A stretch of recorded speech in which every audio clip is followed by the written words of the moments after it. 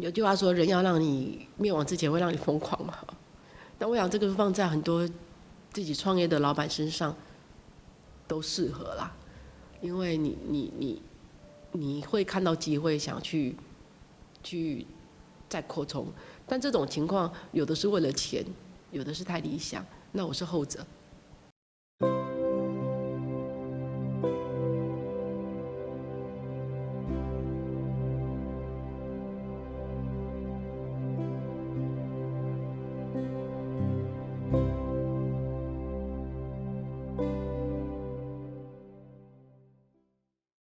我保住亚历山大，然后其他能够卖出去就卖出去。后来只有就是独立切割找股东，那最快的就是大陆先找到股东，把钱拿回来台湾，救台湾。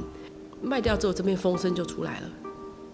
当大陆卖掉的时候，一大笔钱要进来，但是没有想到是业绩呢，卖掉的第1个月业绩就腰斩。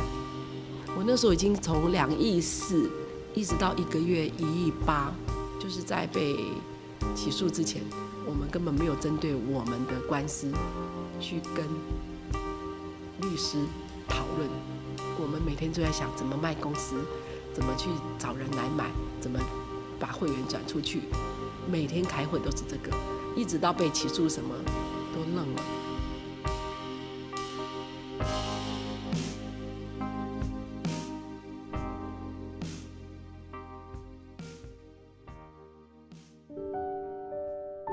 我妹妹是我们家坚强第1名的，她跟我不太一样，她是一个很有能力，但是她看起来很温柔，她思绪做事都很严谨，很有系统化，很沉稳。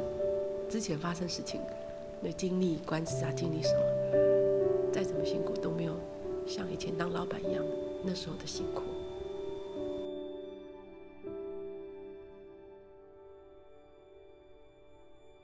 我天天写信，那信呢，它是就是1个礼拜对的，1个礼拜它只能写2页，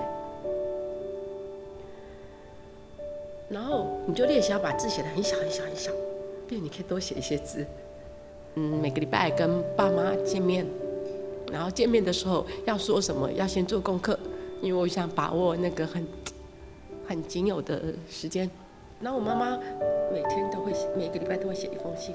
他写完1封信，就算很简短1页，他也会写，然后他会影印，小君心如，然后影印，然后给我们，所以妈妈都会固定，从没间断过。爸爸是军人，很坚强。我每次去法院出庭，爸爸都说，我记得我就在鞋柜那边穿鞋子，爸爸就会说，要坚强，会说我们没有做错事，不能逃避。这是我们家从头到尾4个人，一家4口。从来没有质疑的决定。